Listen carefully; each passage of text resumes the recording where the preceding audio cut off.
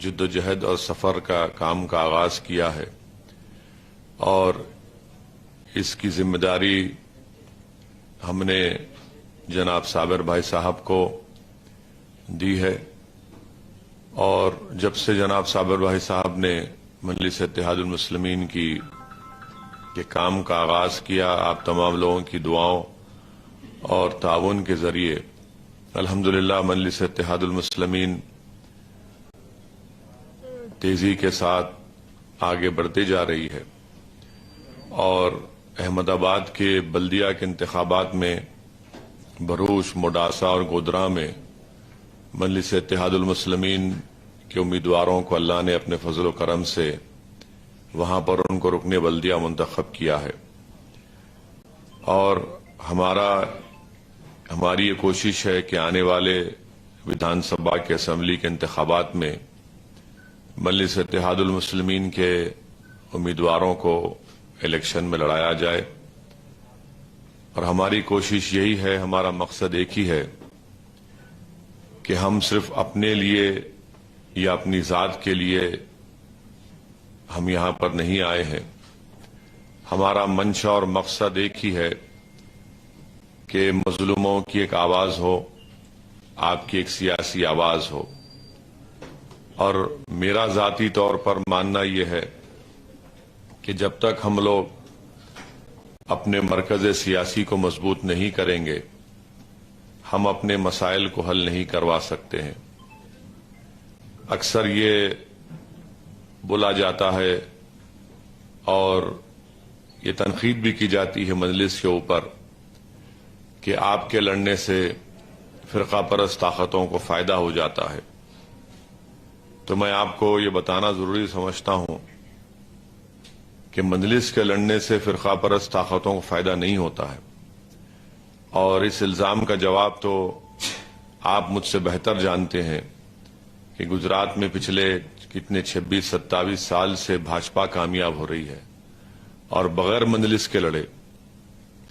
آپ اس بات سے بھی بخوبی واقف ہیں کہ آخری مسلم ایم پی جو گجرات لوک سبھا میں منتخب ہوا تھا وہ 1984 میں، تو کتنی نسلیں، کتنے بچے جوان بھی ہو گئے، اور کئی تو اب 40-45 سال کے قریب ہو گئے ہوں گے جنہوں نے آخری مرتبہ دیکھا ہوگا۔ اور اس لیے اس کے ساتھ ساتھ ہمارے مسائل ہیں، چاہے وہ تعلیم کا مسئلہ ہو، ہمارے تحفظ کا مسئلہ ہو، ہمارے تہذیب کا مسئلہ ہو، تو میرا ماننا یہ ہے، ہماری جماعت کا ماننا یہ ہے کہ ہم ان تمام مسئلے مسائل کا حل یہ ہے کہ ہم اپنے نمائندوں کو کامیاب کریں تاکہ وہ آپ کے ان مسائل کی ترجمانی ویدھان سبھا میں جا کر کرے۔ جمہوریت میں صرف جذباتی تقریر کرنے سے، نعرے لگانے سے آپ کے مسائل حل نہیں ہوتے ہیں۔ ہم کو اپنے مسائل کو حل کروانا ہے تو جمہوری طریقے سے، اور جو جمہوریت نے ہم کو موقع دیا ہے ہم اپنی پارٹی کے امیدواروں کو کامیاب کر سکیں۔ تو یہی آپ سے میں گزارش کرنے آیا ہوں، اور میں یہ چاہتا ہوں کہ زیادہ لمبی بات نہ کروں، کیونکہ میرے لیے یہ ایک بڑی ہی باعث برکت میرے لیے بات ہے کہ آپ لوگ یہاں پر تشریف لائے، اس لیے آپ کی موجودگی کا میں فائدہ اٹھانا چاہ رہا ہوں، اور اگر آپ کے ذہن میں کوئی تجاویز ہیں، کوئی سوال ہیں، تو آپ اس کو ضرور آپ پوچھ سکتے ہیں، اور بلا تکلف اور آپ ان سوال کو کریے یا تجاویز کو دیجیے، کیونکہ ہم یہ چاہتے ہیں کہ بھوج میں اگر آپ کا ساتھ ملے گا، آپ کی سرپرستی حاصل ہوگی، آپ کی رہبری حاصل ہوگی، تو یقیناً مجلس کو یہاں پر آپ کے ان تمام چیزوں کی وجہ سے مجلس کو ایک تقویت ملے گی، مجلس کو مقبولیت حاصل ہوگی، اور انشاءاللہ وہ کامیابی کا اسمبلی انتخابات میں وہ ضامن بھی بنے گا۔ تو آپ کا پھر سے شکریہ۔ اگر آپ کے پاس کوئی سوال ہے، تجویز ہے، تو آپ مجھ سے پوچھ سکتے ہیں۔ آپ کا بہت شکریہ تشریف لانے کے لیے۔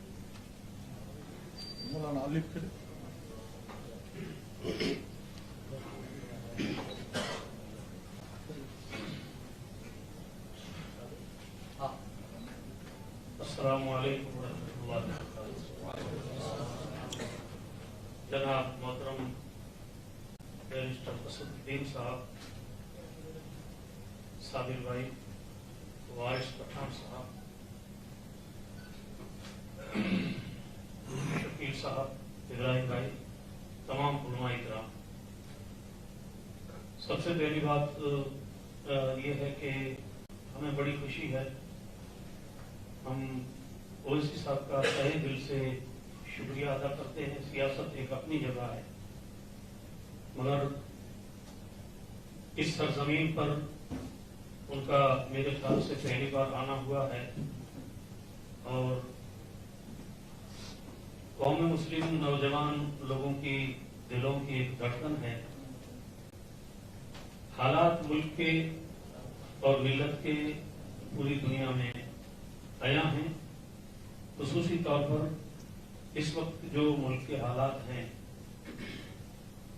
उन हालात में उम्मत मुस्लिमा में बहुत सी सतह पर काम करने की जरूरत है। वहाँ जहाँ एजुकेशन की जरूरत है, मेडिकल और अलावा अजीम बहुत सारी चीजों की जरूरत है। वहाँ एक सबसे बड़ी जरूरत इस वक्त हमें जो लगती है, वो एक मुसलमान के नाते और उलमाए किराम की मौजूदगी में इस मुल्क में हम जहाँ अपनी जान और माल, इज्जत और आबरू की हिफाजत चाहते हैं, वहीं सबसे पहले एक मुसलमान के नाते ईमान की हिफाजत सारे मसाइल में सबसे ऊपर है। अगर हमारा दीन सलामत है, हम ईमान पर कायम हैं, और उसके साथ साथ फिर जो है दूसरे मसाइल की बात है। जरूरत तो सब चीजों की है, मगर इस वक्त नामूस रसूल सल्लल्लाहु अलैहि वसल्लम पर हमले हो रहे हैं, दीन पर, मजहब के नाम पर फिरका वाराना ताकतें बड़ी कुव्वत के साथ हमला आवर हैं। इन हालात में यकीनन हम सियासत में न होते हुए इस बात का इकरार करते हैं कि हिंदुस्तान में एक आवाज ऐसी है कि जिस आवाज के जरिए से मुसलमानों को वक्तन फवक्तन ये तसल्ली मिलती है कि जब कहीं हक बात करने की होती है, वहां पार्लियामेंट में एक आवाज है, जिस आवाज का नाम असदुद्दीन ओवैसी है।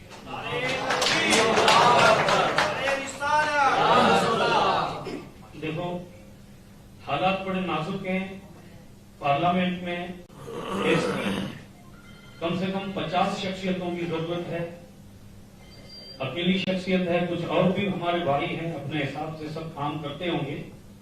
या हम सियासत की बात न करते हुए सिर्फ एक बात की तरफ उम्मत मुसलमान को तवज्जो दिलाना चाहेंगे, वो ये है कि ये जो हालात हैं, इन हालात में हम ये समझ रहे हैं कि कुछ हमारे गुनाहों की सजा हो सकती है।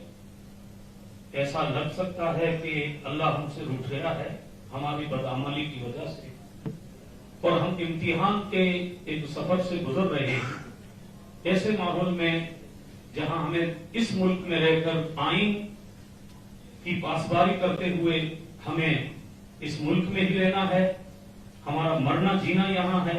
हमारे बुजुर्गों ने पार्टीशन के वक्त में पाकिस्तान जाना मुनासिब नहीं समझा और इसी मुल्क में जीने और मरने का अहद किया। आज उनकी नस्लें भी यही चाहते हैं। बस हम यही चाहेंगे कि इस मुल्क में अमन व अमान सलामत रहे, और खुसूसन उम्मत मुस्लिमा और जितने भी इस मुल्क में रहने वाले दुखी लोग हैं, परेशान लोग हैं, उन सब की खिदमत हो। और वो सारी बातें हम दिन ब दिन ओवैसी साहब की ज़बानी सुन रहे हैं। इस वक्त जो हालात हैं, उन हालात में यकीनन हमें जरूरत है इस बात की, सबसे पहले मुत्तहिद होने की जरूरत है। मैं अहले सुन्नत वल जमात का एक फर्द हूँ, इस बात का एहसास करता हूँ कि अपने अपने मसाइल पर कायम रहकर सारे उलमाए किराम को जिन मसाइल में हम एक बैठ सकते हैं, एक जगह जमा हो सकते हैं, वहां जमा होना चाहिए और इस तरह की कोशिश करनी चाहिए कि जिसमें ओवैसी साहब की जो नीयत और इरादा है कि अपनी आवाज तभी बुलंद हो सकती है जब हमारे नुमाइंदे चुनकर पार्लियामेंट में या राज्यसभा में या विधानसभा तक पहुंचेंगे या फिर छोटे चुनाव हुए उनमें भी पहुंचेंगे, तो उसके लिए सबसे पहले इत्तेहाद की जरूरत है, मुत्तफिक होने की जरूरत है। फुरूही मसाइल पर ज्यादा इख्तलाफ न हो सके, उन चीजों में हमें एक होने की जरूरत है। हर आदमी अपने मसलक पर कायम रहे और अपने मसलक पर कायम रहकर उम्मत के नाते, कलमे के नाते, खुदा के तौहीद के नाते और मुस्तफा की रिसालत के नाते, कुरान के नाते बहुत सारे अल्हम्दुलिल्लाह वो इश्यूज हैं जिनमें हम एक हो सकते हैं। बस यही गुजारिश है कि जब कभी काम की शुरुआत होती है तो मुखालिफतें होती रहती हैं, तंजीम पर और एमआई पर भी बहुत सारे इल्जामात होते हैं। ये नई बात नहीं है। इतना जरूर है कि हमने ये सुना कि मालेगांव से कोई मौलाना साहब चुनकर आए, एक हमारे महाराष्ट्र में से एमपी भी बने, धारासभ्य भी बने, बिहार से भी कामयाबी मिली। हम ये कभी भी नहीं सोच सकते कि मुखालिफ ताकतें किसी एक मुसलमान को आगे बढ़ने दें और वो चुनकर आए।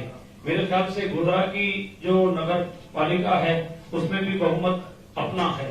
तो ये सारी चीजें बता रही हैं, शवाहिद है हमारे पास कि ऐसी चीज नहीं है। अलबत्ता ये जरूर है कि जब मैदान में आएंगे तो मुखालिफतें होंगी।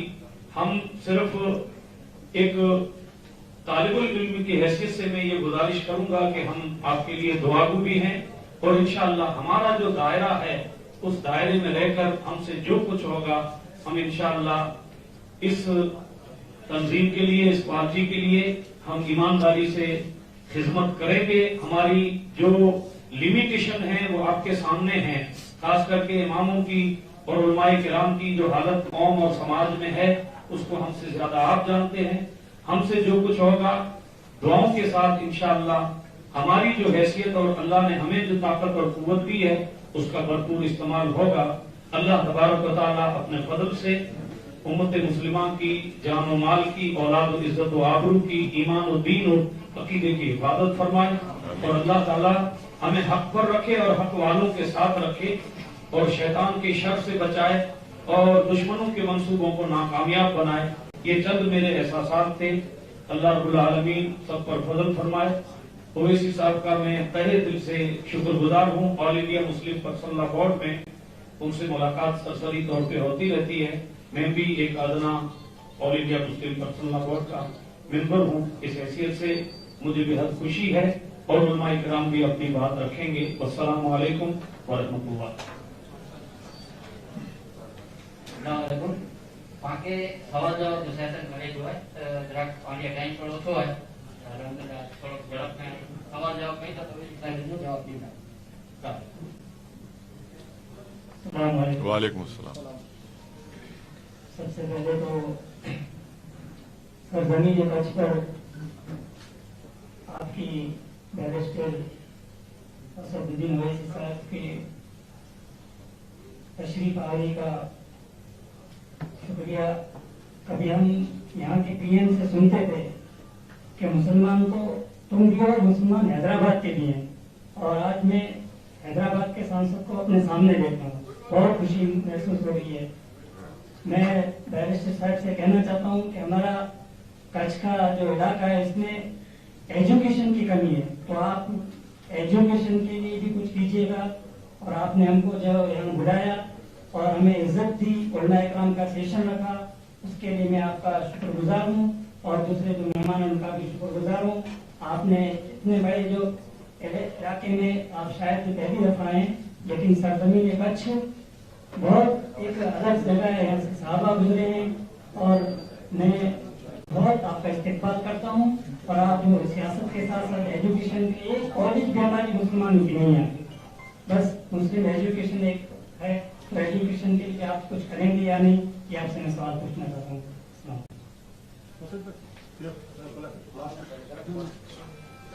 आप बोलिए। अभी जो एजुकेशन पे तो जी अस्सलाम वालेकुम। एजुकेशन के ऊपर आप सबने देखा है हैदराबाद के अंदर कितना बड़ा इदारा है। वो असद साहब चाहते हैं कि वो हर जगह पर ऐसा इदारा हो, तो इंशाल्लाह असद साहब और हम लोग सब मिलकर आप सबकी साथ मिलकर ये इदारा अपने ताउन करेंगे और मैं आप खुद दुआ की दरखास्त करता हूँ.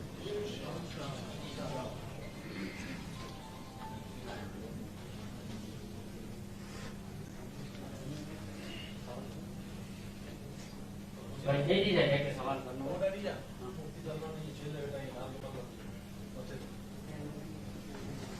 बोलो ना इलियास, अभी थोड़ा आप भी थोड़ा बोलिए, तू बोलिए, उठिए.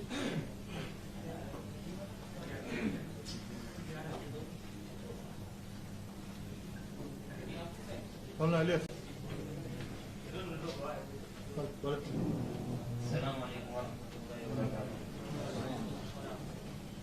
मैं ज्यादा तमकीन न लेते हुए एक सवाल करता हूँ असद साहब से जी जी. कि अभी जो विधानसभा के जो चुनाव आने वाले हैं इसके बारे में आपने क्या सोचा है?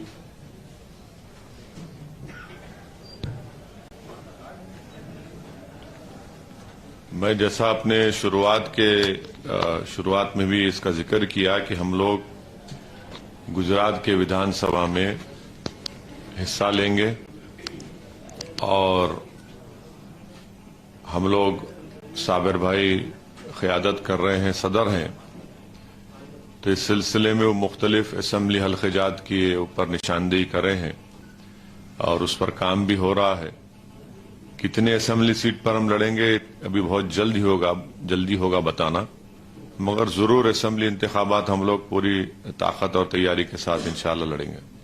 और दूसरी मेरे ज़हन में एक बात क्यों आ रही है, जो अभी यूपी के चुनाव हुए उसके अंदर आपने जो उसके बाद भागीदारी परिवर्तन मोर्चा कायम किया, इसी तरह से अगर गुजरात के अंदर आपका कुछ इरादा है या आप कुछ करना चाहते हैं तो सबसे पहले मेरा यूं कहना है और मानना है और मेरी एक राय है कि जो यहाँ के आपके मजलिस के लोग हैं या यहाँ के जो आवाम है उसके सामने ये बात आ जाए ताकि जो आवाम के जहनों के अंदर एक विचार होता है, एक जहन के अंदर सोच होती है, एक अंदर से वलवला और जज्बा होता है, उस एतबार से आवाम के अंदर भी एक जो जोश और वलवला आता है उस एतबार से आपका वो साथ देगी. और दूसरी चीज मेरे जहन के अंदर यूं आती है कि आपने यूपी के अंदर कितनी सीटों के ऊपर चुनाव लड़ा था? यूपी के अंदर हम लोग करीब 85 सीट पर लड़े थे, 85 लड़े थे.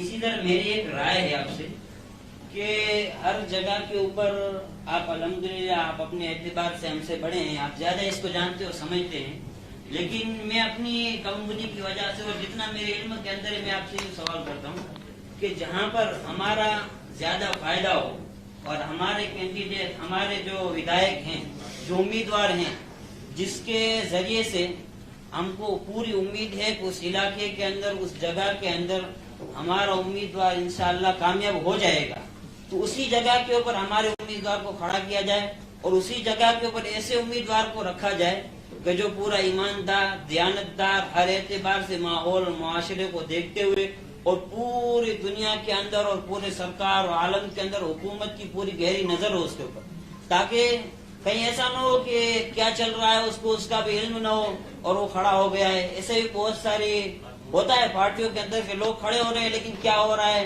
किसकी क्या काम है, कौन सा क्या कानून है, उसको ये भी समझ नहीं है. तो अब तो अल्हम्दुलिल्लाह ऐसे ही लोगों को खड़ा करेंगे, लेकिन मेरी एक राय है आपसे कि ऐसे लोगों को खड़ा किया जाए, इतनी सीटों पर खड़ा किया जाए कि जहाँ पर हमें कामयाबी का यकीन हो. और अगर हमें 182 सीट गुजरात की है तो जरूरी नहीं है कि 100 खड़े हो कि 50 खड़े हो. अगर हमारे 182 के अंदर से 10 जने भी खड़े रहेंगे और वो 10 भी कामयाब हो जाएंगे तो हमारे लिए इंशाल्लाह 10 भी काफी हो जाएंगे इंशाअल्लाह. यही मेरी यानी आपकी बात माकूल बात है. इंशाअल्लाह ताला हम जरूर, मैं और साबिर भाई हमारे जमात के जिम्मेदारान उसको जहन में रख कर ही अच्छा फैसला लेंगे. आप भी दुआ करिए कि हम अच्छा फैसला ले सकें. और जहां तक यूपी का सवाल है, हम लोग बाबू सिंह कुशवाहा साहब के साथ अलायंस किए थे और उस अलायंस में हर एक को जितनी सीट मिली थी उस सीट हमको जितनी मिली हम उसमें लड़े. अकेले नहीं लड़े हम. बाबू सिंह कुशवाहा साहब थे उसमें, मजलिस थी और 3-4 मुख्तलिफ पार्टियां थी, वो सब मिलकर हम लोग चुनाव लड़े थे. तो गुजरात में भी अभी देखेंगे आगे क्या हो सकता है फिर फैसला करेंगे इंशाल्लाह। मेरी गुजारिश आपसे ये, इस तरह मुफ्ती यासीन साहब ने कहा कि जो है हर इलाके में लड़ना जरूरी नहीं है, लेकिन कुछ इलाके ऐसे हैं जहाँ हमारे उम्मीदवार कामयाब हो सकते हैं। तो हमारी राय ये है कि अभी से वक्त जो है उसके अंदर भूज और अपरासा के लिए कोई बेहतरीन उम्मीदवार मुंतखब को ले जाए तो अच्छा है, जो ईमानदार हो, जिन पर सबको यकीन हो। तो ऐसे इंशाल्लाह 2 उम्मीदवार यहाँ से कच्छ से कामयाब हो सकते हैं अगर सब इसकी फिक्र करेंगे तो।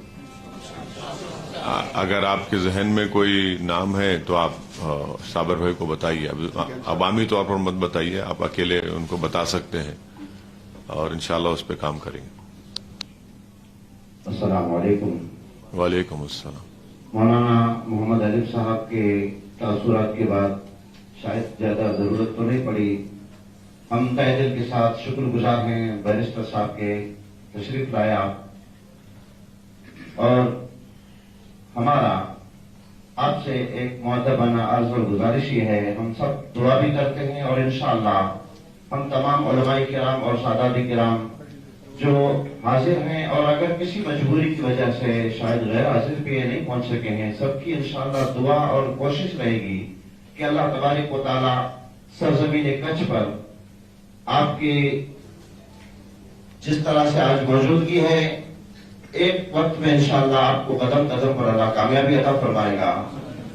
उसके बाद इंशाअल्लाह हम आपसे ज्यादा करके एजुकेशन और उलमाए किराम जिनकी जरूरतें हैं, उलमाए किराम क्योंकि हमारे इलाके की मसाजिद जो बिल्कुल गरीबी पोजीशन के अंदर, मदारिस गरीबी और मुफलिसी पोजीशन के अंदर चलते हैं, जहां आपसे ये अपील और इंशाअल्लाह अपनी उम्मीद होगी कि इसको किसी भी तरह से वक्फ बोर्ड में या गवर्नमेंट अप्रूवल करा करके अइमाए किराम, अइमाए मसाजिद के लिए इंशाअल्लाह आप पूरी कोशिश करेंगे। ये आपसे इंशाअल्लाह हमारे इल्तिमास और गुजारिश है। अस्सलाम वालेकुम। आप कुछ बोलेंगे सवाल में?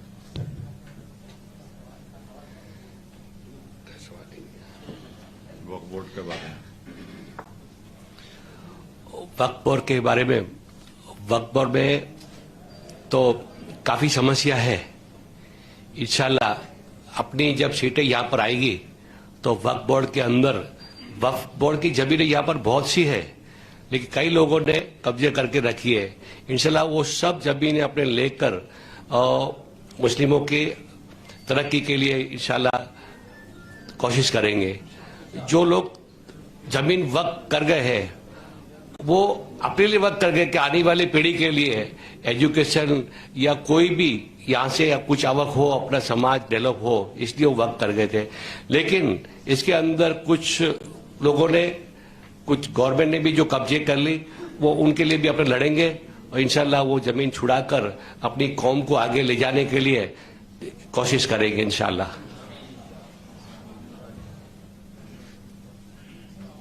अस्सलाम वालेकुम रहमतुल्लाहि व बरकातहू। मैं जनाब बैरिस्टर असदुद्दीन ओवैसी साहब का तहे दिल से शुक्रगुजार हूँ कि आप यहाँ आए। मैं एक अदना सा तालिब इल्म हूँ और मेरे लिए बहुत ही शर्फ की बात है कि मैं यहाँ पर इस मस्जिद में खड़ा हूँ।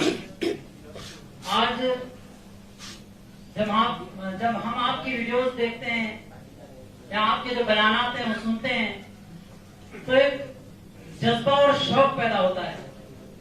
लेकिन फिर कुछ लोग हैं जो हमारे जहनों को एक कश्मकश में मुब्तला कर देते हैं, हमारे जहन कंफ्यूज हो जाते हैं। और आप हमसे ज्यादा बेहतर जानते हैं कि किन ख्यालात को हमारे जहनों में बिठाया जाता है। तो लोग जो कहते हैं, मेरे अल्फाज थोड़े सख्त हैं, माफी चाहूंगा, लोग जो कहते हैं आपको दूसरी पार्टियों का एजेंट बताया जाता है, यहाँ पर जो आपने यूपी के अंदर चुनाव लड़े तो उनके अंदर आपको वोट तोड़ने वाले बताया गया, तो आप उनको क्या जवाब देना चाहेंगे? अस्सलाम वालेकुम। वालेकुम अस्सलाम। तो ये सवाल ऐसा है कि जब तक अल्लाह मेरे को जिंदा रखेगा इसका जवाब देते रहना पड़ेगा। मगर मैं एक बात बताना चाह रहा हूं, जो लोग मुझ पर इल्जाम लगा रहे उनको अल्लाह के सामने जवाब देना पड़ेगा हशर के मैदान में।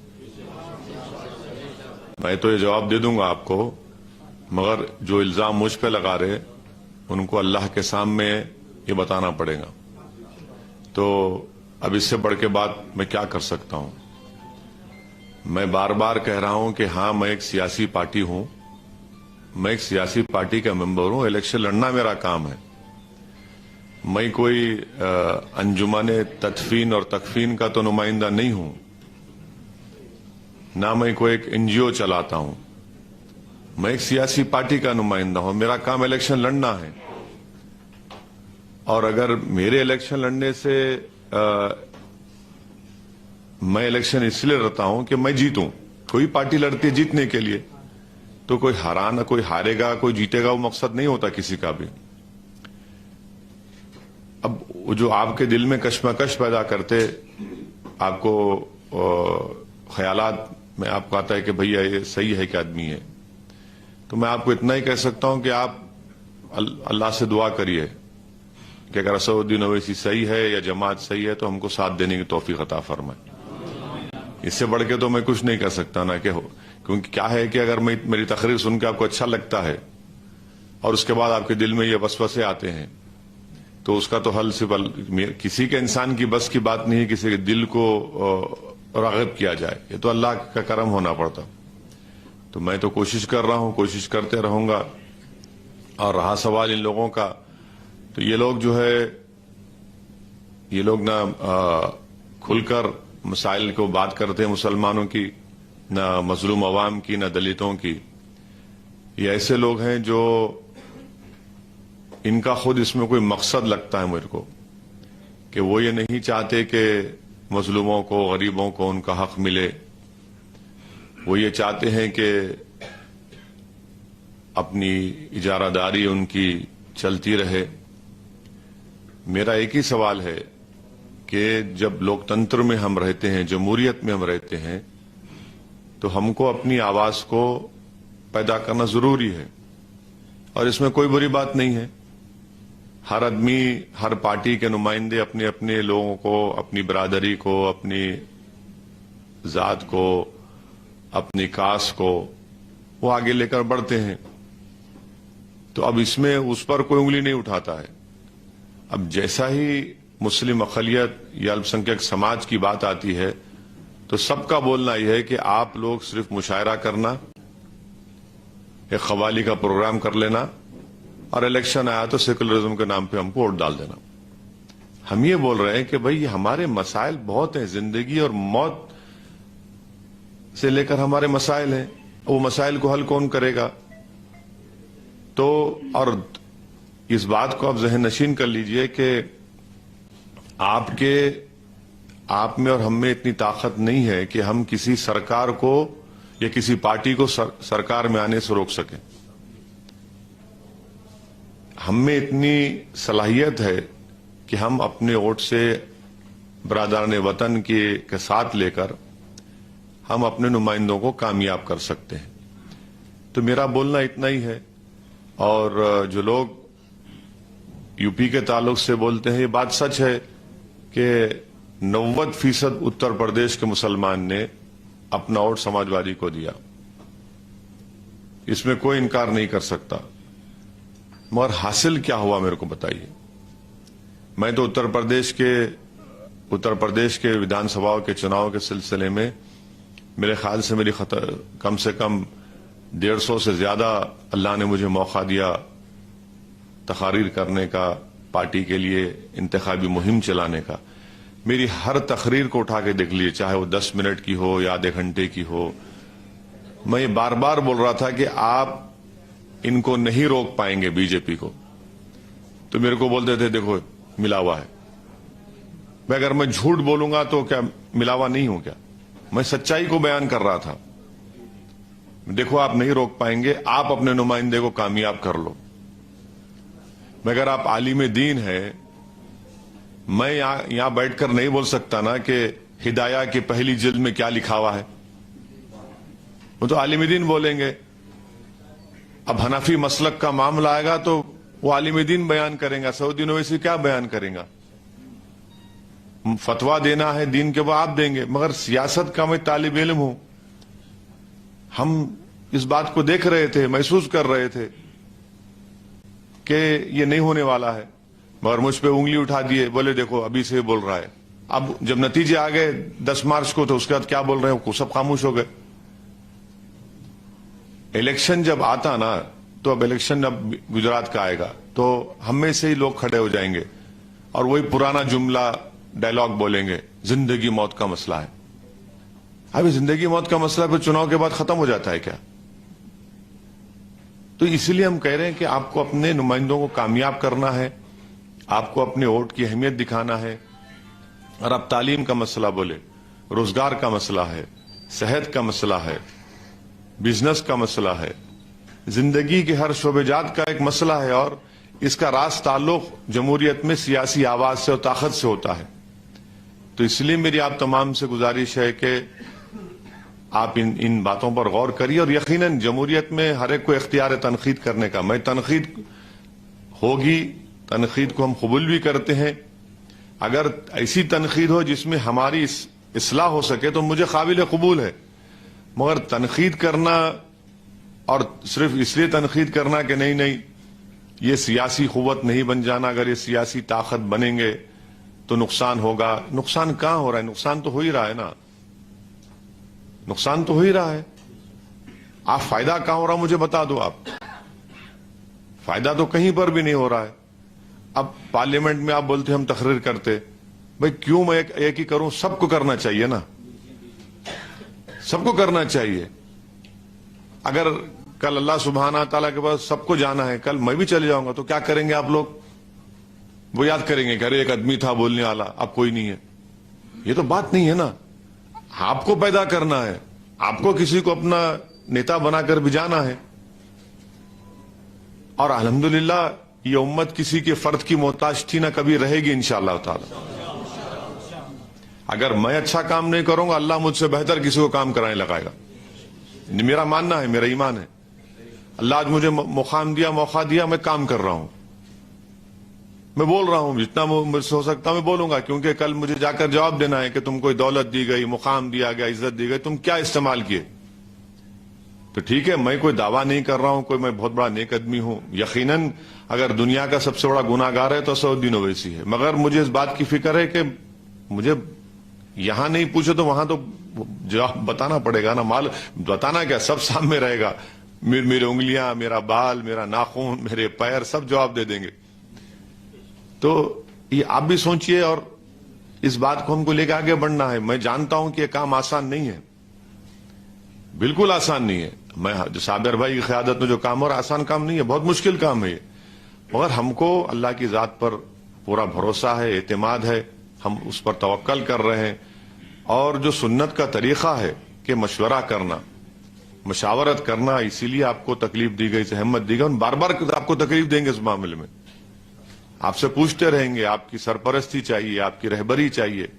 اگر ہم غلطی کر رہے تو ہمارا ہاتھ پکڑ کے بولو کہ صابر اسد صاحب یہ صحیح کرو, یہ غلط ہو رہا ہے. میں اس کے لیے قبول کرنے تیار ہوں.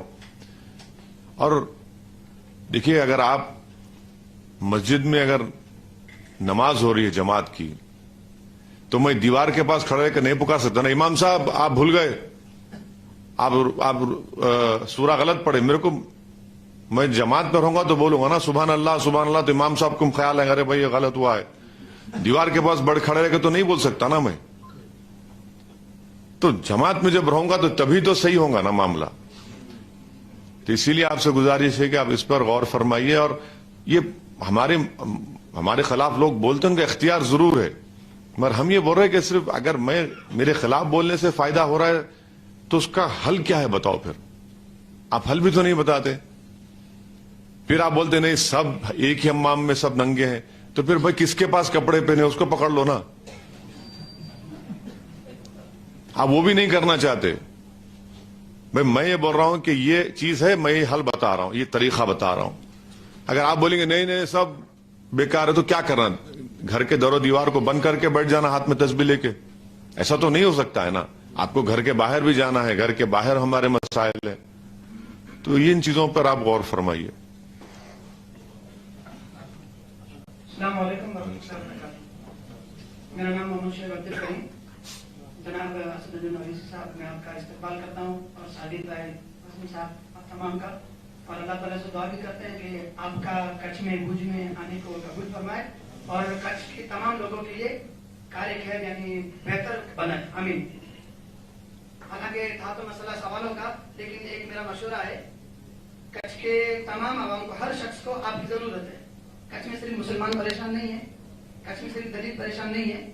इसी तरह जैसा गुजरात में और कई सारे इलाकों में देखा जाता है कि हिंदू मुस्लिम की लड़ाई चलती रहती है, होती रहती है, लेकिन अल्हम्दुलिल्लाह ये हम फख्र से कह सकते हैं कि कच्छ में कभी हिंदू ने मस्जिद को नहीं तोड़ा है, न किसी मुसलमान ने मंदिर को तोड़ा है, नहीं तोड़ा अल्हम्दुलिल्लाह। अलबत्ता अगर कोई एक निकल भी जाता है तो हर कौम में ऐसा निकल जाता है, मुसलमान भी निकल जाता है। हमारा ये मशवरा है कि कल की जो आपकी सभा होने वाली है या कल के जो आपके प्रोग्राम होने वाले हैं या कहीं भी आपके जो अल्फाज निकलने वाले हैं वो एक ऐसे अल्फाज हो जो कच्छ के हर शख्स आपकी तरफ आए, आपकी तरफ आप उसको खींचे अपनी तरफ। हर शख्स, सिर्फ मुसलमान नहीं, सिर्फ दलित नहीं, बल्कि हर शख्स, आपका ये होना चाहिए कि हर शख्स मेरे पास आए और हर शख्स को आपकी जरूरत भी है। इंशाअल्लाह अगर आपका ये मसला रहता है, अल्हम्दुलिल्लाह आप जानते हैं और आपने कच्छ के बड़े बड़े जो लीडर हैं उनसे मालूमात भी की होगी कच्छ के बारे में, तो इंशाअल्लाह मुझे उम्मीद है कि आप एक बेहतरीन रहनुमा, बेहतरीन कायद बनकर रहनुमा होंगे इंशाअल्लाह। अस्सलाम वालेकुम। नहीं, बिल्कुल आप सही फरमा रहे हैं। हम हर शख्स को साथ लेकर, हमारे सिर्फ दीगर अपनाए वतन को साथ लेकर, चाहे दलित हो, हमारे हिंदू भाई हो, इन सब को साथ लेकर हम आगे बढ़ना चाहते हैं। और इस मुल्क के लिए सबसे अहम चीज अमन है और अमन को मजबूत रखना। और इंशाअल्लाह ताला अल्हम्दुलिल्लाह मेरी कल हमारी सभा होगी, जलसा भी होगा और हमारी हमेशा ये कोशिश होती है कि अमन को खतरा ना पैदा हो, ना अमन दरम बरम हो, और हम जमहूरियत के दायरे में रहकर अपनी बात को करते आए हैं और इंशाअल्लाह करते रहेंगे। मैं आपको इस बात का तयक़ुन दे रहा हूं और हम लोग करते रहेंगे। मजलिस का पोजीशन ये है कि जो मुल्क का कानून है उस कानून के दायरे में रहकर ही हमको अपने बात को हल करना है। हम कानून को अपने हाथ में नहीं लेंगे, ना कभी लेना चाहिए। अस्सलाम वालेकुम। शेख ओवैसी साहब, हम आपका कच्छ की सरजमीन पर तहे दिल से इस्तकबाल करते हैं।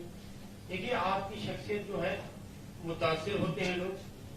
आपकी जो खिताब है, लाखों की तादाद में लोग रहते हैं, कुछ कुरान और हदीस की रोशनी में आप अपने खिताब को आवाम के सामने यूं रखें। देखिए, सारी बातें जो मैं कहूंगा कुरान हदीस की रोशनी में, शायद आपको इन चीजों में तरक्की भी दे।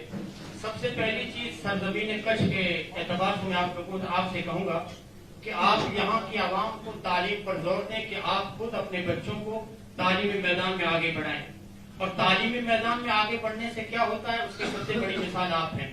और दूसरी चीज, आपके किताब में आप मुसलमानों से कहें कि कुछ मुसलमान अपने अखलाक और किरदार को भी संवारें। यहाँ अगर मुसलमान अपने अखलाक और किरदार में ऊंचे होंगे तो अल्लाह रब्बुल आलमीन ने कुरान में भी कहा कि फ़इज़ल्लज़ी बैनक व बैनहु अदावा कअन्नहु वलियुन हमीम, कि जो तुम्हारे जानी दुश्मन है वो तुम्हारे जिगरी दोस्त बन जाएंगे।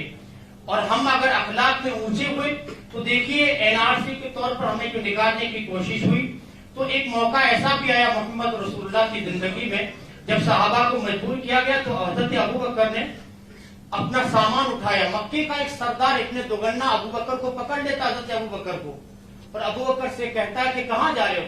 कहा, तुम्हारे ये जो लोग हैं यहाँ हमें आराम के साथ, इत्मीनान के साथ इबादत का मौका नहीं देते, जाते हैं किसी ऐसी जगह जहाँ अल्लाह रब्बुल आलमीन की इबादत सुकून के साथ कर सके।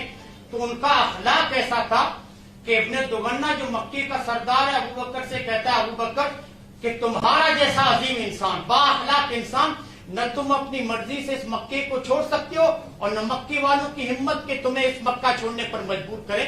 तो आप कहिए मुसलमान अवाम को कि अखलाक में इतने ऊंचे हो जाओ कि जो तुम्हें निकालने की कोशिश कर रहे हो तुम्हारे हाथ और पैर पकड़ लें कि यहीं पर रहना है, तुम हिंदुस्तान की गलियों का सरमाया हो। इस तरह अपने अखलाक को संवारे।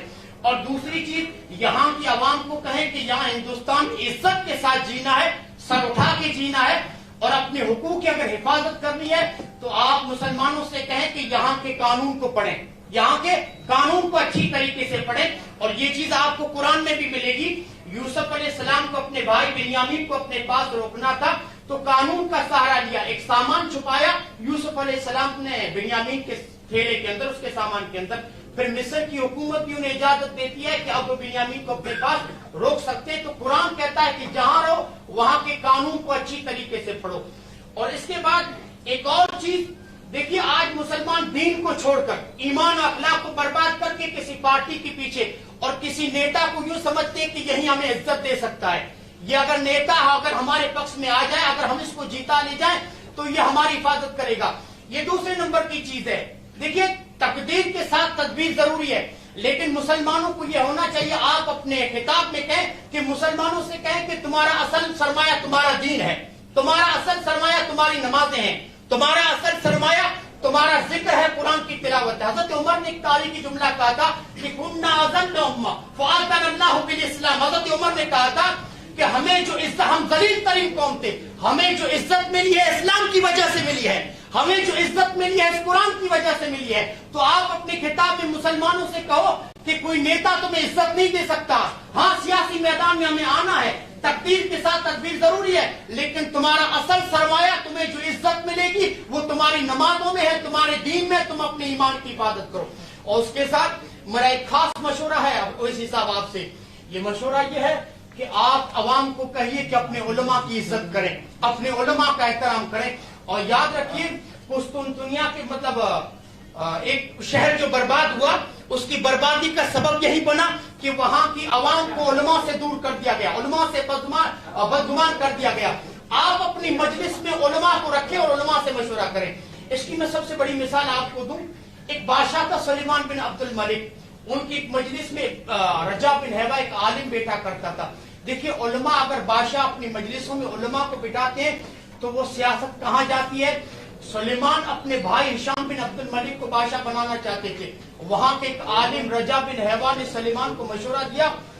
عالم کا مشورہ دیکھیے کہ اگر آپ اس کی جگہ پر عمر بن عبدالعزیز، اور عمر بن عبدالعزیز جب بادشاہ بنے اس امت کو کتنا خیر حاصل ہوا وہ سب کے سامنے ہے. کہا اگر آپ اپنے بھائی ہشام کی جگہ پر عمر بن عبدالعزیز کو اگر بادشاہ بنا دیتے ہیں تو امت کو بڑا خیر حاصل ہوگا.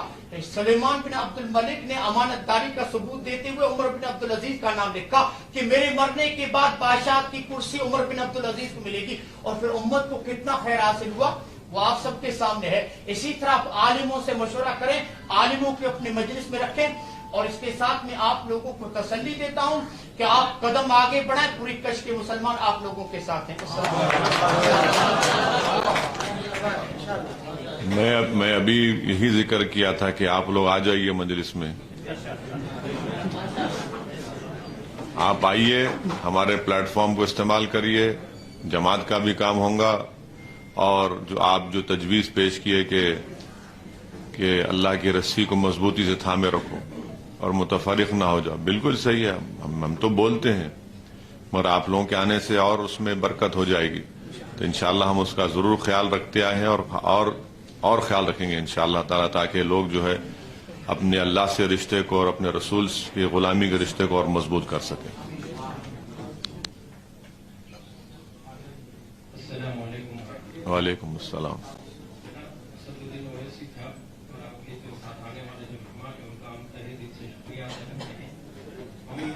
ممنون اور مشکور ہیں کہ آپ بہت دور سے آئے.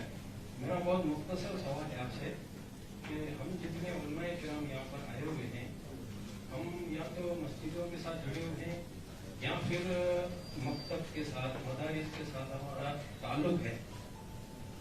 ہم پوری طریقے سے ہم آپ سے یہ پوچھنا چاہتے ہیں، بہت مختصر سوال یہ ہے کہ ہم آپ کی پارٹی کے ساتھ بالکل سمجھ ہیں.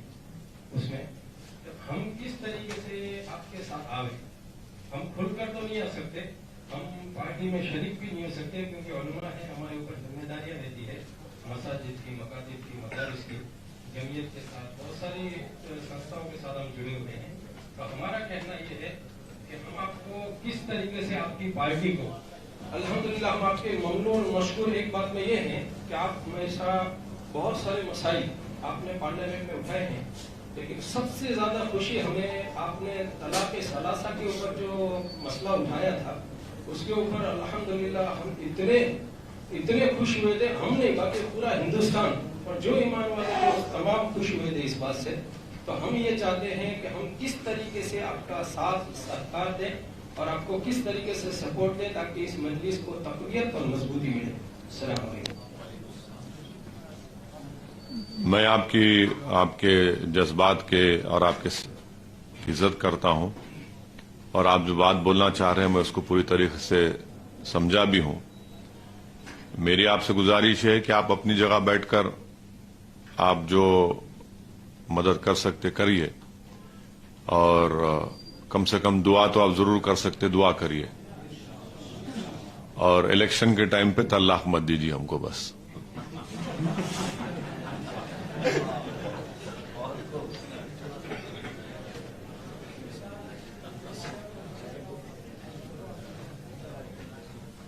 اور ابھی ہمارا یہ ٹرپل طلاق کا آپ مولانا نے ذکر کیا تو کانگریس پارٹی میں مرحوم مولانا اسرار اللہ قاسمی صاحب رحمۃ اللہ علیہ ایم پی تھے. میں چشمدید گواہ ہوں اس چیز کا پارلیمنٹ میں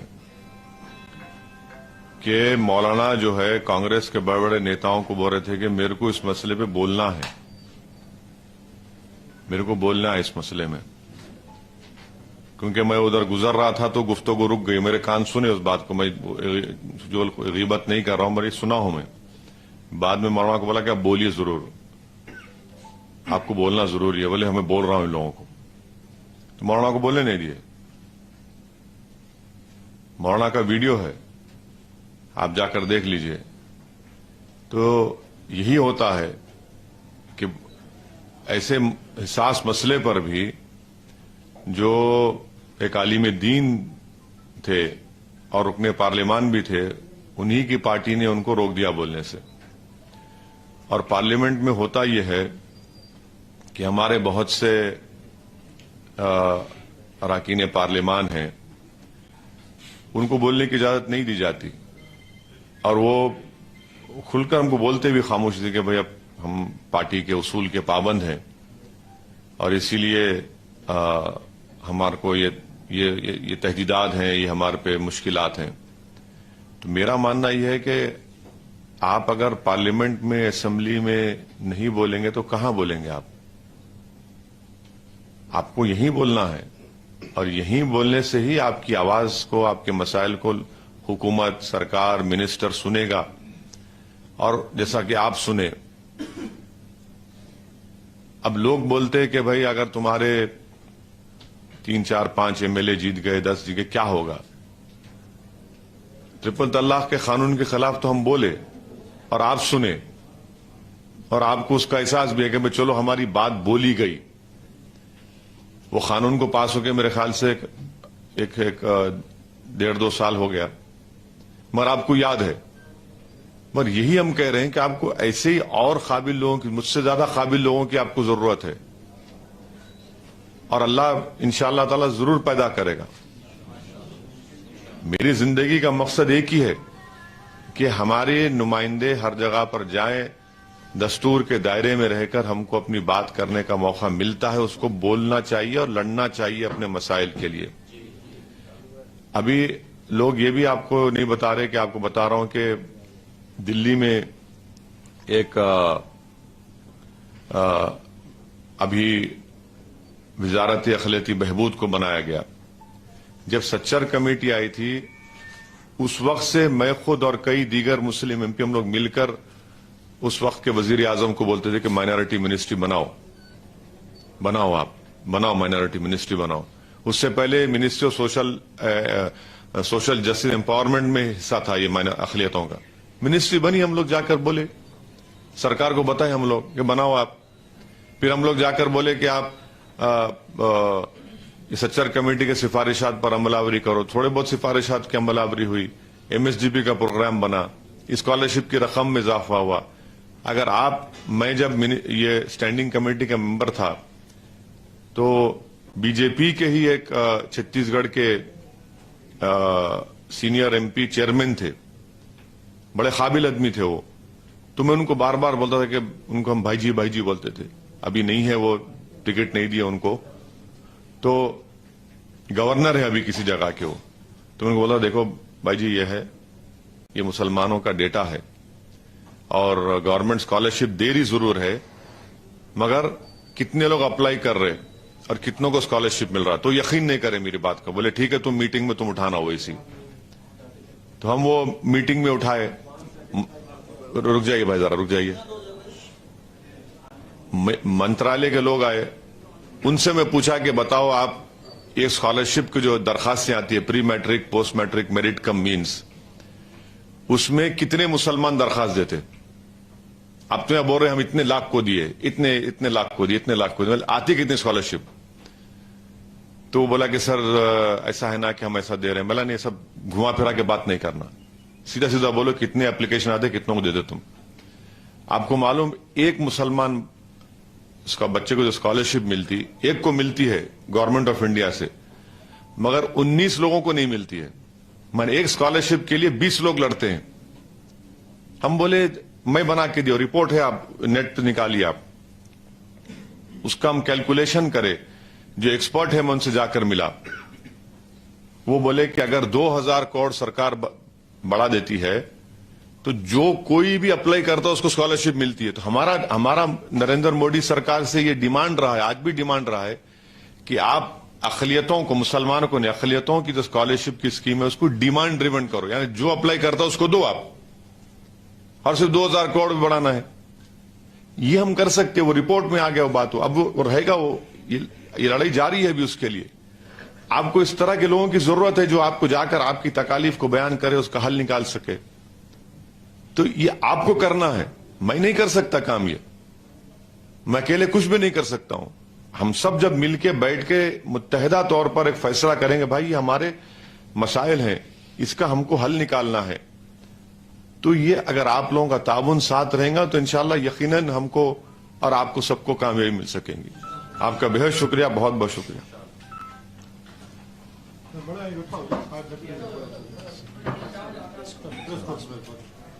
अभी प्रेस को बात करना है, आपका बहुत बहुत शुक्रिया, इंशाअल्लाह शुक्रिया आपका। मैं पूरी चीजों को याद रखूंगा आपके साथ।